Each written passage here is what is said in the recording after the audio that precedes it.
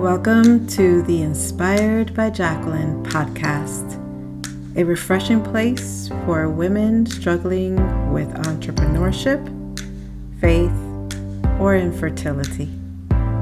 Stay tuned for today's episode.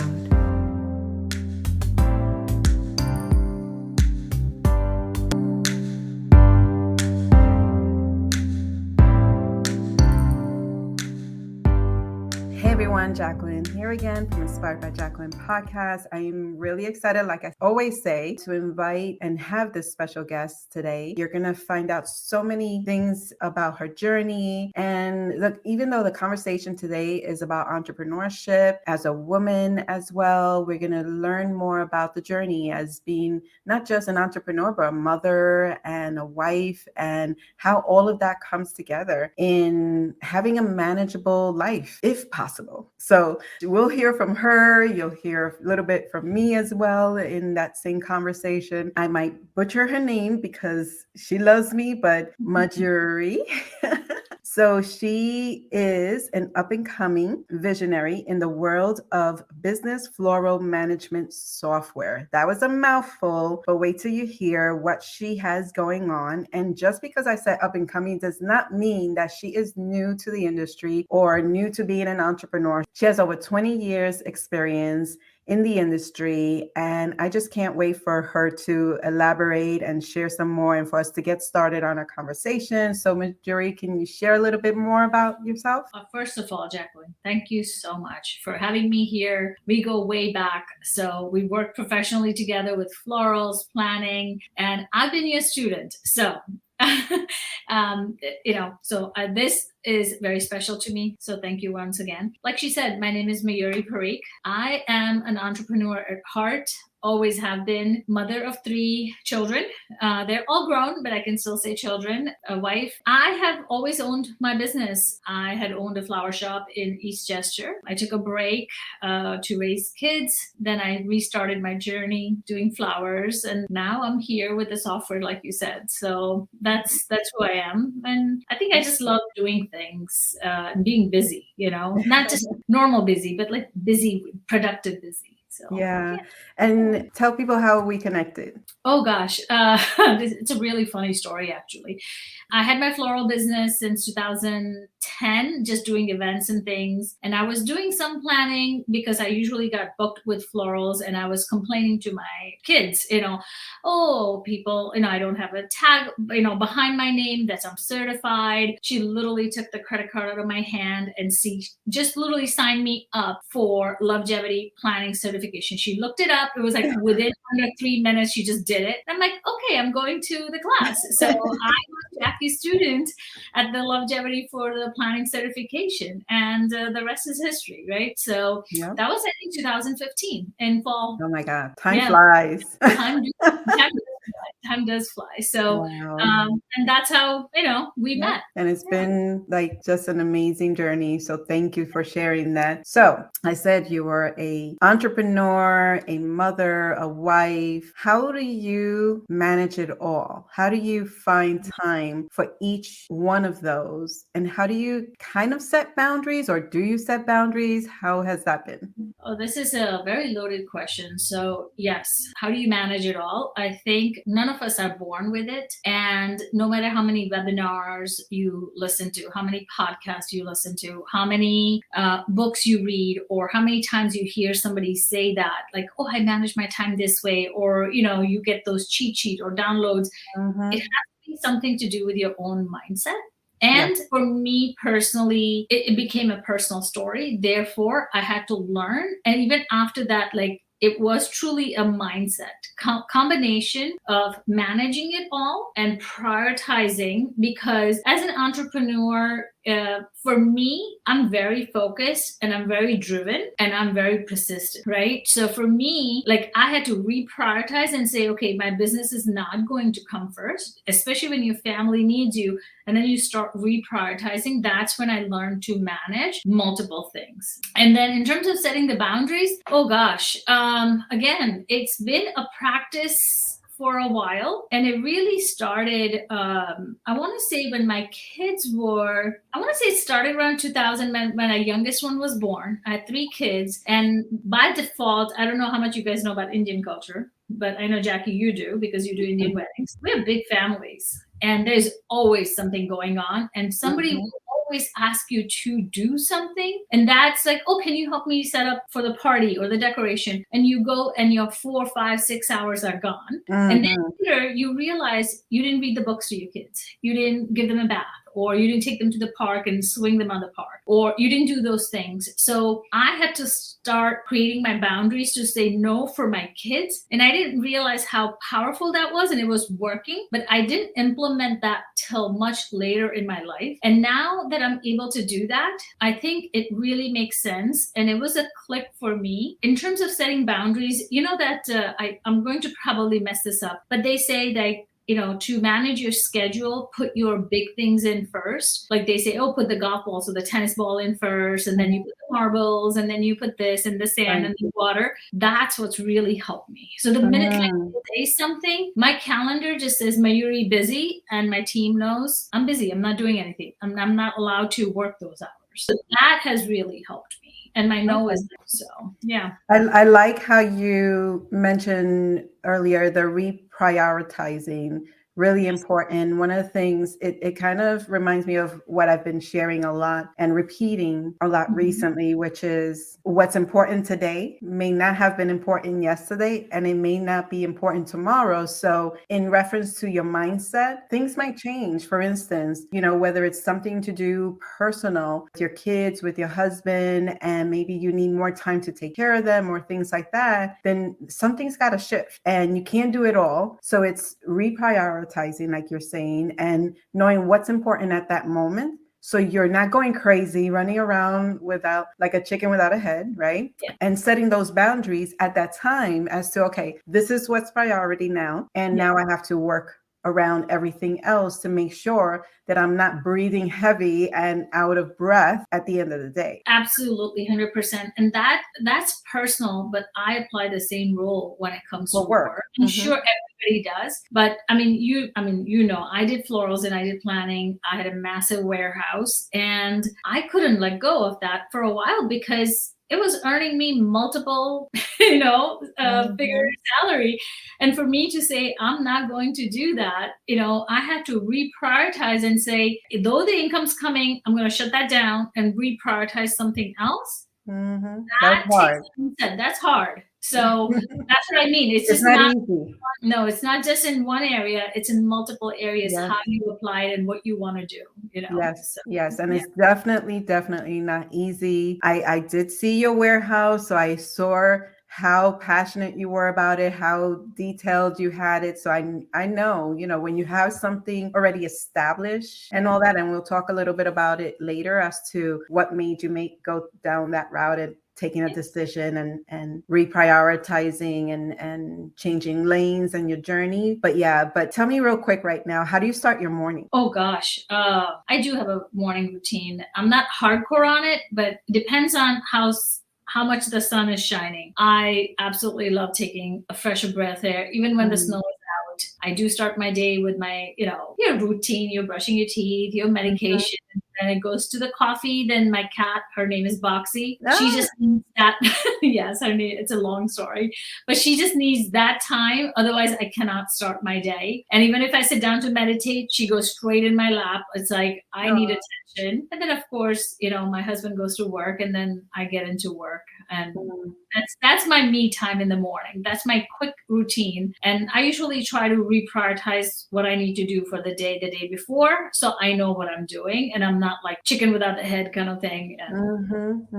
Yeah, for me, it's kind of similar as well. I mean, I have my coffee, it's like either depending on the day, I'll finish my coffee like in less than 5 minutes, and some days it's like it just is there.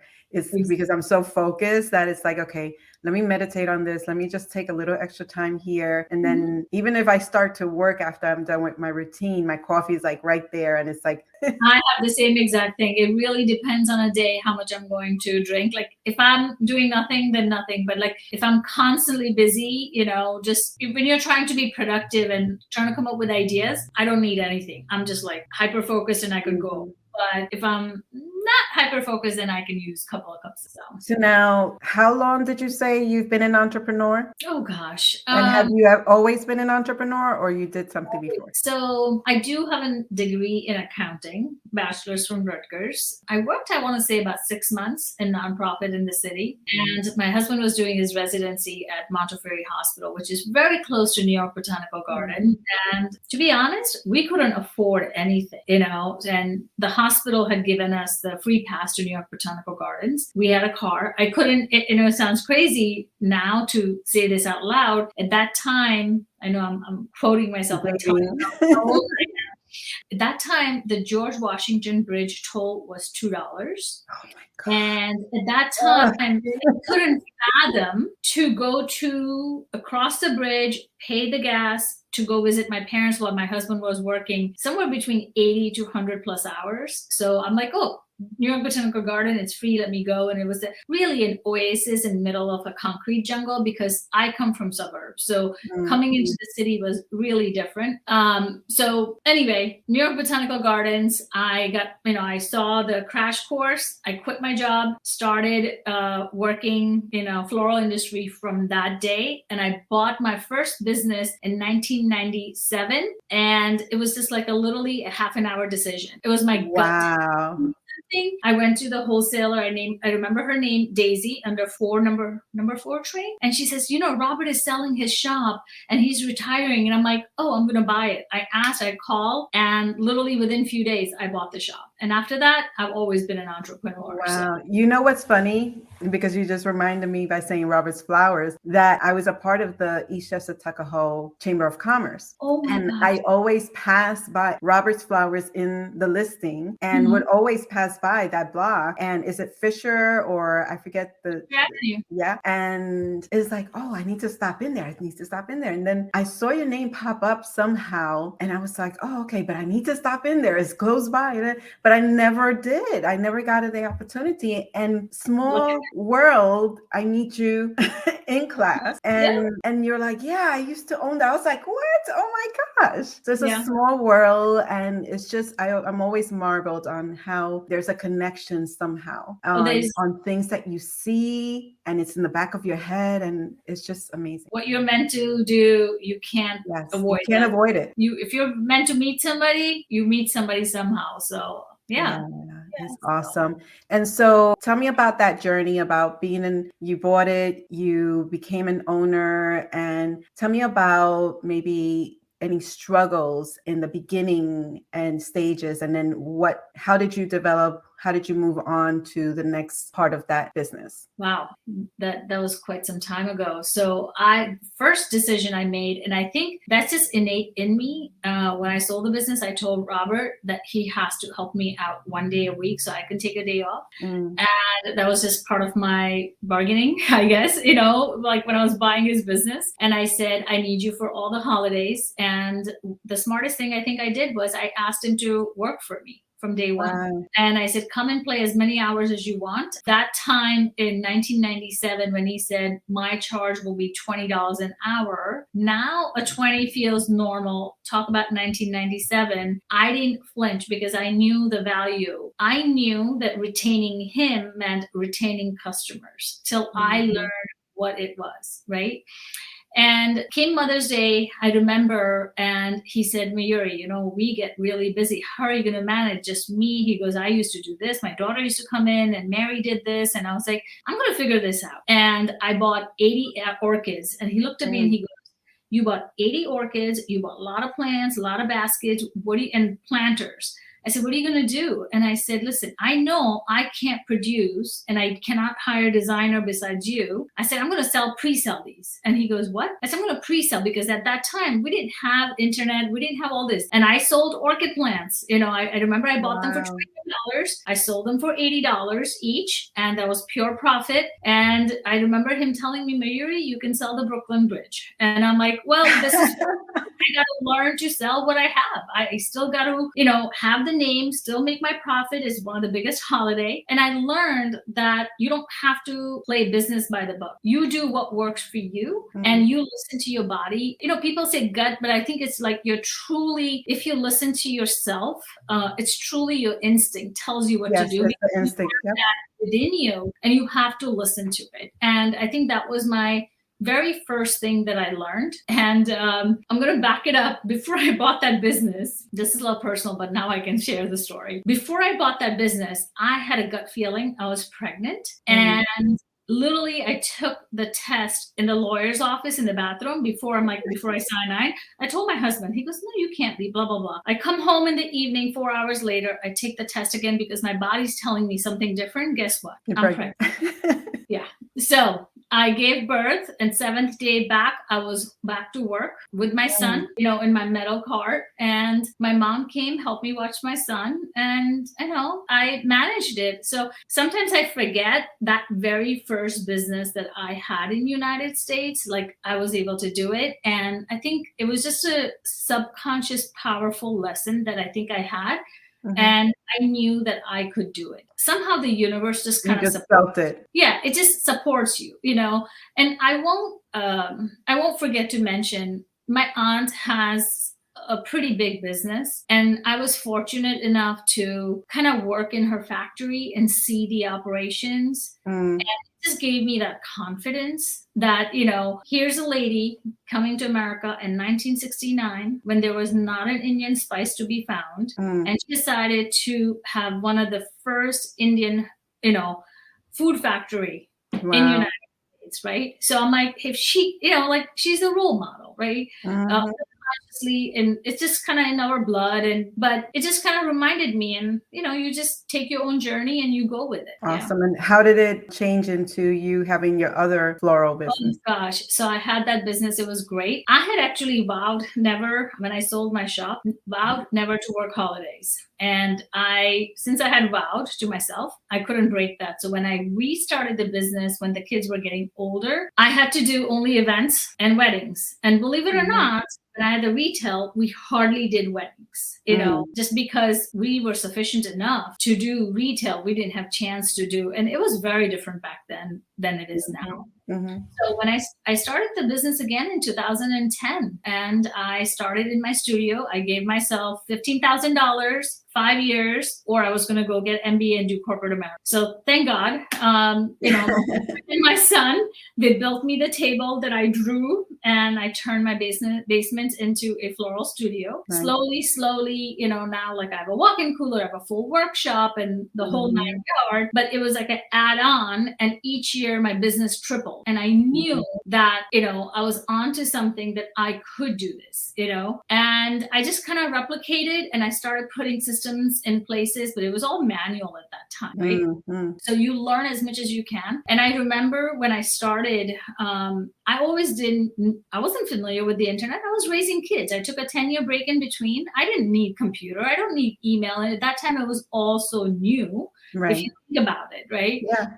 If you're a mom, you don't need all those things. Cell phone and you're done, right? And here I am, and I bought Mac computer. I'm like, shoot, I don't know anything. How am I going to do this? At that time, again, I'm dating myself. Apple used to offer you for $99 a year when you bought a device, unlimited 1-hour sessions. They changed things. Most people didn't know. I was booking it twice a week as much as I could. I learned how to do formulas, numbers, design boards, and Apple email had these great, you could get images from your library and send a design board to the bride. I learned to do all of that, and on an iPad, appointments, the bridal show. So I just kind of took those things that was working and replicated and put that into a system. So that helped me, the business I had before, I had that foundation. I knew I could do it. I just have to figure out a way to do it. So with technology, that's what I did. And I kept on going with it. 2015, when I started the class with you, I think you were there right with me. When your business was just blooming. Yes. It's so amazing. to Yeah. see that. Yeah. And then obviously, we ended up doing anywhere from 60 to 80 events a year. And they were big and small. And when I do Indian weddings, you know how they are. One event is like equal to three. It's equal to, so many. Yeah. So within all those years, how did you make time for your mental wellness? That's a good one. Whatever I do it with a lot of passion, and I'm a little OCD about those things, just because I know, believe it or not, recently I was diagnosed with ADHD, and I must have realized it that for me to figure out my ADHD, I had to become OCD in a sense that I knew things had to be this way, otherwise I can't function with kids. So it was gym for me. I was gymaholic, I would say. I used to go to the gym in the Palisades Mall, and there's one next to Rockland Bakery. I was there on the dot, and that was my workout time, So that was a good way for me to sweat, get me time, just be focused, listen to the music, take care of my body. And that was good. And I of course I eat junk food, but I also eat, and I love good food. I love salad, fruits. So I always get that in for myself. And I love gardening. I love nature. So, even if I'm weeding in the garden or pruning, that's really me time. So, yeah. And within that me time and your work, what is something surprising that you've learned about yourself? That's a big one. Okay. So I always felt guilty taking me time. So I always felt like I always had to compensate for that because I was taking that time away from everybody else. I felt guilty, like going to the gym or doing something for myself or spending money on myself, So it was about a mindset that I had to really learn to shift that mindset for me, and not feel guilty and say it's okay to take time for yourself. It's okay to sit for 2 hours and do nothing. My kids taught me that, that you don't always have to be doing something. No one's watching, but being an entrepreneur, like if you're not productive, you're not producing, you're not coming up with something. I had to let go of that mindset, and it wasn't like one day.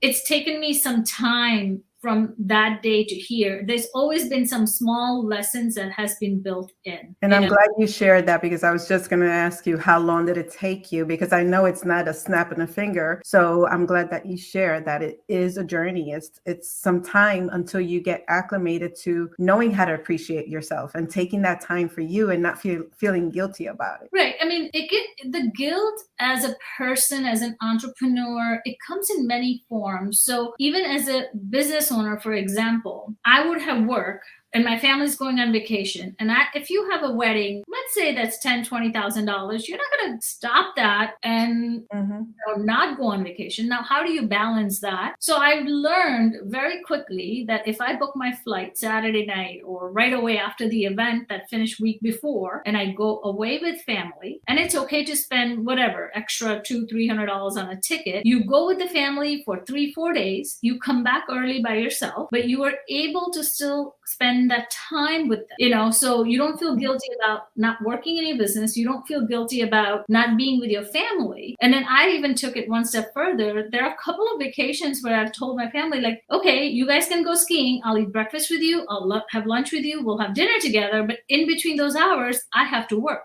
And that worked for me. So it allowed me to grow as a business owner, as a person, setting boundaries for work, personal, and kind of allow me to blossom that way. And I've done that many times over the years, but it's taken time. It's not an easy thing. So again, it's all about mindset and prioritizing at the end of the day. Yep. And I love that you go back to that, because that is key, the mindset and prioritizing. So that is definitely key. So now, how has it been? So you became an entrepreneur in this industry of weddings and events and florals. How has it been in the industry for you as far as connecting with others and building relationships? Because sometimes as an entrepreneur or even as a new entrepreneur, and is hard to connect with others. So tell me about your journey with that on connecting with others in the industry. I know that when I was teaching the class, I was trying to help build that mindset within all the students, right? That this is your first opportunity to learn how to work together and be a resource for each other so that it will make it easy as you come out and finish your course and you're venturing out within the industry and building relationships with others. I mean, what you said is very powerful, building networking, building relationships. It wasn't always like that in our industry. People didn't share knowledge fully. It was very much a secret, and it was kind of taught that way. And it was hard that way. There's two pieces to what you're asking me, like how did I network and connect with people? What I learned was when I was starting my business, I looked up all the venues, I visited them. I made a point to, like, I would go to one of the greenhouses that's local here, Alexander Hay, and I would buy 30 of the same plant. I would think about a budget, in terms of the marketing or whatever. I'm like, if I do this, do the cards, and I'll dedicate 2 to 3 days just going there, introducing myself during holidays or in springtime. This is who I am. That was a great stepping stone for me in terms of getting to know people in the Hudson Valley and Rockland County and Westchester for me. And that helped me a lot. But once I got that, it's more recently. When I say recently, I will say this is 23. I said it started like after 2015, 16 sometime. When you start asking colleagues to say, hey, I have a wedding. Are you free? Can you come help me design? Right? That process started. And I think, again, it was due to a necessity, right? Like I had a necessity, I needed that. And therefore I reached out. Same time, what I noticed is vendors across in the county, they will get together, they make an Instagram group. Like I'm part of one of them. They all support each other, all the florists. Hey, do you have this? Or do I have that? Or I bought this extra. Where can I buy this? All that information, I think for florists, like that has helped them tremendously. And I'm lucky to be part of that. I'm not as much on social media as I should be. So I have a difficult time doing that. But networking or getting support, shadowing, I've taken on interns. I'm not hiring, but you're welcome to come and shadow me. And this is what it entails. If you combine all of them, I think it can work powerful, great success. Yeah, no, for sure. Are you an introvert or an extrovert? I'm a very much of an introvert.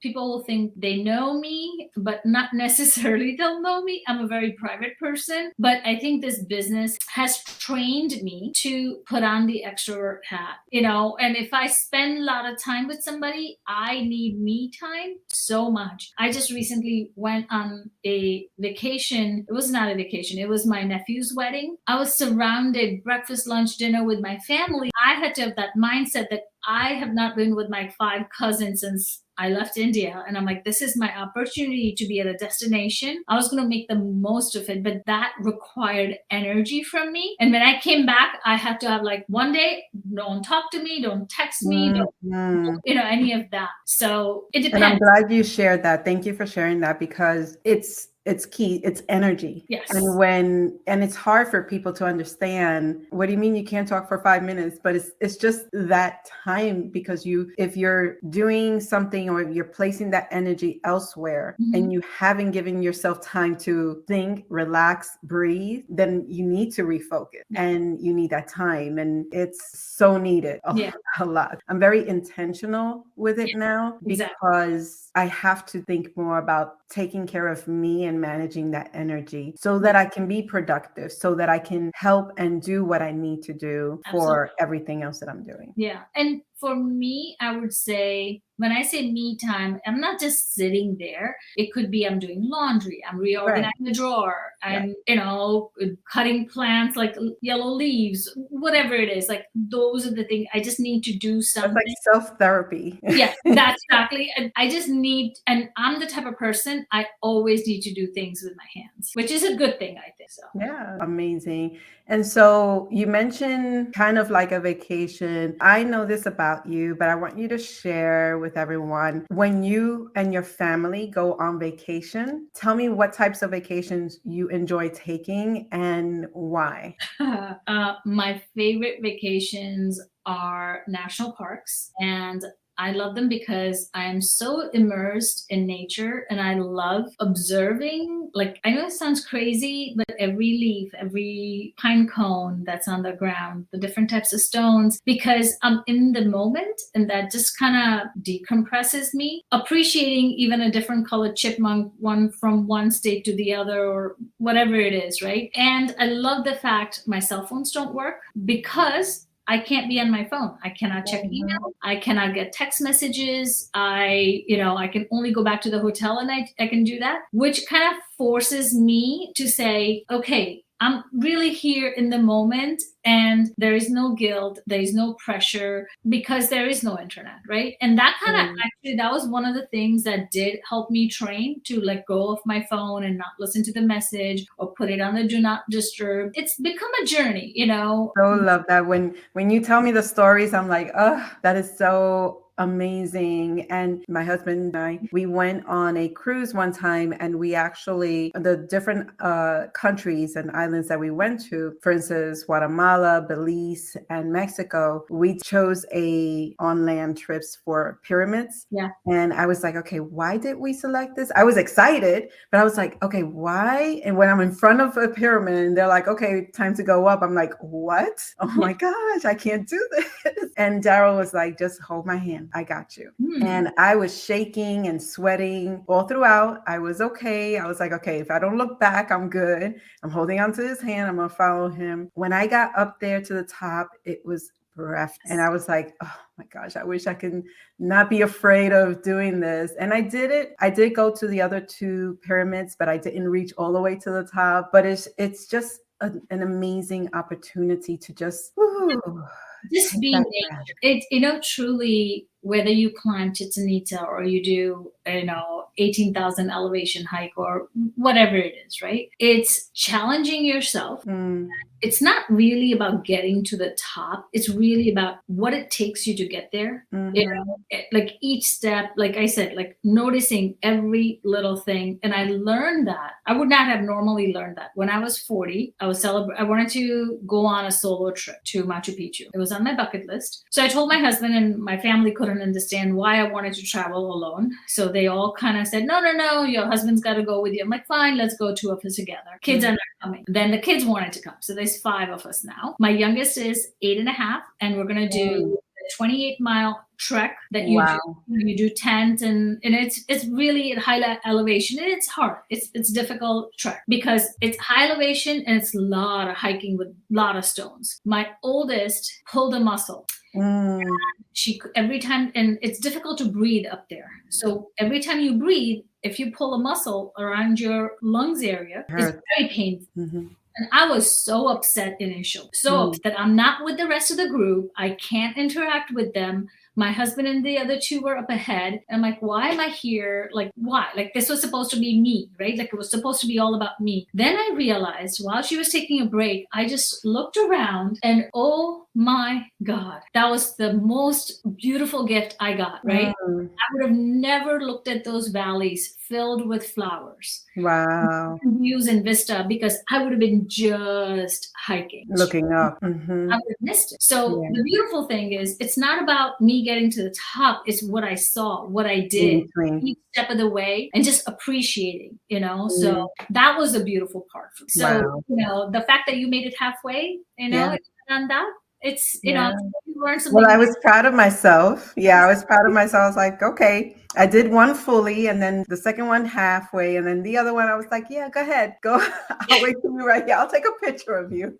With regards to just lessons in life, what has been the most valuable lessons you've learned in your life? Most valuable lesson. It has to be one, right? It could be more if you want. I see. The most valuable lesson in life. Okay, so the most valuable lesson in life, I think for me, has been saying your goals out loud, trusting your instincts, and fight for what you want. I love that. I think that's been the biggest thing for me. I think that has taught me so much, Wow, I Uh, love that. Thank you for sharing that. If you could be remembered for one thing as an entrepreneur, what would that be? oh, you're asking tough questions, Jack. If I could be remembered for one thing, I would say just because I focus on being a female entrepreneur, I would say as a female entrepreneur, I want to be remembered as you don't have to do it all alone and you don't need to know all of it and ask for help. There's so much I want to say, but Mhm. I want to be remembered as an entrepreneur who paved the way for female entrepreneurs to do business better and Mm, allow time to blossom and be with their family without sacrificing, their mental health, physical health just for work. I love that. Knowing you, it definitely is something that is worth remembering. Thank you. So Yeah. yes, that's really special. So I jump to another challenging question. Any challenges in your life that has shook you or shook your journey as an entrepreneur? Yeah, listen, I was on top of the world when I started my business. I had everything. I had the American dream. We had a big house, 3 kids. My husband has an amazing job, loving family, great parents, siblings. Nothing could go wrong. You're on top of the world and you Mhm. never understand what people talk about crisis and Yep. all these things. And life did happen to me. I learned my youngest was suffering from anxiety, depression, suicide ideation, and that really shook my world. And that shook my world personally, professionally, every possible way that you can think of. And that took me on a different journey altogether. And it wasn't overnight. It took some time to be where I am because of it all started in 2015. Fortunately, you were part of my life at that point and you've supported me on those journeys. And I was very open and honest about it from the very beginning. I'm not the type of person who hides mental health issues or anything. I've gone through it. My youngest has gone through it. And I had to make choices where my family, my child was going to come before my business. But yet, the entrepreneur in me, I couldn't leave my clients. It was literally killing me equally not to attend to my clients and having my team attend to them. So I was doing everything that you could at grasping straws Mhm. to make that happen. And then from that, something else is born, which was True Client Pro because of that. Mhm. My journey itself. Like, I don't want to go too deep into it. Mhm. But, it took me 3 years before True Client Pro was born in 2018 when everything started back in 2015. So now with that, as to what you shared, you mentioned, True Client Pro. Before we get to that, like, let's go back then to that journey that you went through. And then what made you decide to close your business? Yeah, so with everything that was going on, obviously, when life brings you so many different angles, you realize what's important, what's not. You try to make things work. And what happened is, I realized, I'm talking to right now, we're talking to wedding and event professionals. We all work weekends. I had to look back and say, how many weekends have I worked? The average, I worked 42 weekends out of the year. That means I'm not going cherry picking with my kids. I'm not hanging out with them, having breakfast. Sunday, if I am off, I'm so exhausted. I go from sofa to coffee to tea to the sofa, right? Like, I'm not there. And I had to really evaluate what was going on from 2015 to 18 and see if I can find a solution to what was happening and make it better in order for me to say, is this sustainable? And I did that. And I'm like, oh, this is going to work. But when I came to 2019, I remember so clearly, it was one of my favorite couples' wedding on November 2nd. And I said that was going to be my last wedding. Mm. And that was a hard decision that I made. But what happened was, I had decided to merge my company because I had so much with another person and just go a different route. And then we had pandemic, so we didn't plan it out. But in between, we had booked 40 weddings. Wow. Now we have And we had already booked because we started booking in June 2019. And then I'm like, okay, I'm not doing this business alone, and I'm going to close that out and go to the different route where we can execute those weddings out differently because I had a different plan for it. Pandemic didn't work out. And then I did sell a lot of my inventory. I still have a lot of beautiful fabric. And in my back of my head, I couldn't let go of it because I just know what goes behind those fabric, the stories, right? That's kind of woven into those fabrics. Because if you guys, I mean, you know me, you know my dad, you met my dad. My dad and I created so many props, and I would create design, and my dad would buy fabric for me from India, get it sewn. He would go to the fabric districts, like tiny, tiny streets, get it for me. So that's been a difficult decision to close that part, but I'm finally coming to close on that. But not doing events, I think pandemic confirmed my instincts. I wanted to close down the business in 2019. Pandemic hit, my kids came home because most people, everybody went home. They were here, and then I was just enjoying watching like late night cartoons and shows and late night snacks and eating Cheesecake Factory, the cheesecake. Like, we were doing all these things that I had missed out on. And I was just enjoying that. And I'm like, okay, I've done my dues to the industry. Now I need to do something different so other people can experience something like this with their family also. And that had a twofold to it: enjoying time with your family and how to let your business scale. It was like a combination of two things. And that has allowed me slowly, at my own pace, to close down a booming business. And you know what they say in the business world, right? If you're really going to focus on one business, you really need to remove your safety net. And I can restart literally next 3 months, and I can start making money like there's no tomorrow. So I had to let go of that in order for me to focus 100% on True Client Pro, which I wasn't doing more. So, it was all things that came together that allowed me to say, okay, now I really need to let go. Wow. Yeah. No, that's awesome. What is the biggest takeaway from today's conversation that you want listeners to take with them to heart?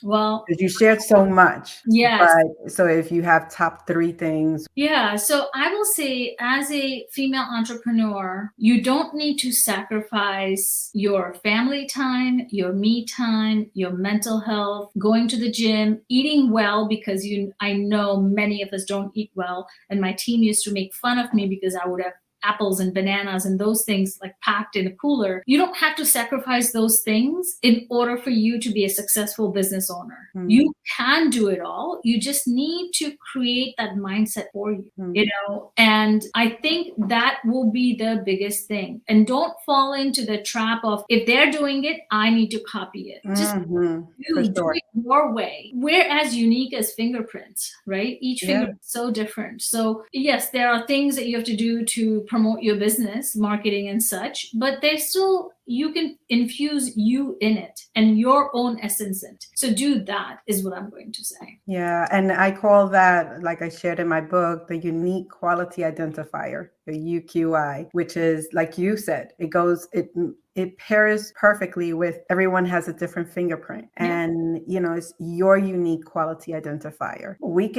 It may seem like we may be doing the same thing, but what is unique to us? What helps us stand out? And, not being jealous about our colleagues, and it's being rejoiceful because there's more than enough events. And believe me, you don't want them all. So, you need to first, like she said, create your priority list, your focus, your intentions, and make sure that, you take time for you, because it's really, really important. So thank you for sharing that. And I'll lead with this question, almost there to the end, which I don't want the conversation to end, but just wanted to know, is there something you want to share? I mean, we talked about so many things, but what I will say is, from the last thing that you asked me, right, about the female entrepreneurs, what do I want my legacy to be, and leave it behind, and what do I want to be remembered by? I will definitely say I have worked really hard for all of us. And I'm not going to say just you, because it started with me, a solution for business owners so they can step away. I would love for them to try out True Client Pro software. It doesn't need to be an obligatory thing. Come and chat with me, book a call with me. I would love to learn about your business, what started your, passion. Why did you start the business? I like to learn those things. So come and just book a call, chat with me, and we can talk about potentially like how the automation can help you and how you can scale your business without you being there all the time, right? So that's what I would like to add. Yeah. And I know that for me, it took me a long time to, like you said, I don't want to date myself, but I am. When I first started, everything was paper. Yep. And you mentioned it throughout the chat. And I was using just Word and PowerPoint. And then to take it to the next level and go into automation, it's just necessary for automation to be allowed. And I know for certain people, automation is not easy. Yes. So I love that you shared. Take some time to chat with me so I can find out about you and what you're looking for so that I can see what I can offer you. So I did love that particular piece, that how you ended it, because it's all about that. It's all about, how can I make your life better? How can, I listen more? How can I pay attention? There's so many things that we can do to help one another. And, that's one of the reasons why I put this podcast and my Inspired by Jacqueline platform, because, with all the experience that I have and all the connections that I've made all throughout my life, I know that there's a need, and there was a need for me to share my story. And I know that there are others who were in need of hearing it, and also knowing that they're not alone, and also others who may be going through one of those 3 pillars that I share. So I'm really grateful that you were able to take time out and connect with me and chat with me, and really honored that you shared your story, your personal story, and your struggles, because I know it's difficult. Thank you for taking the opportunity to share your story and share your journey with entrepreneurship, because wow, you've had an amazing career, and I'm so happy that you have this up and coming new product that is helping people, and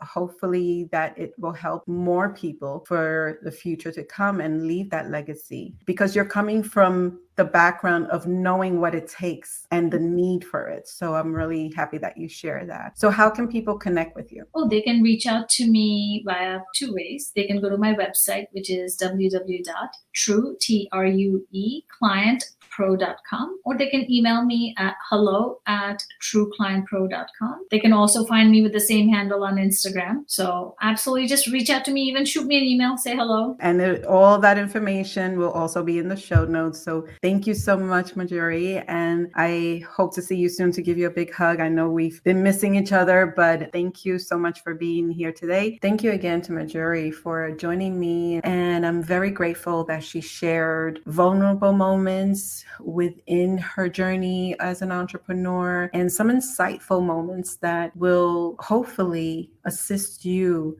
along your journey as an entrepreneur. So with that said, thank you for joining, and stay tuned for more of Inspired by Jacqueline podcast. Take care.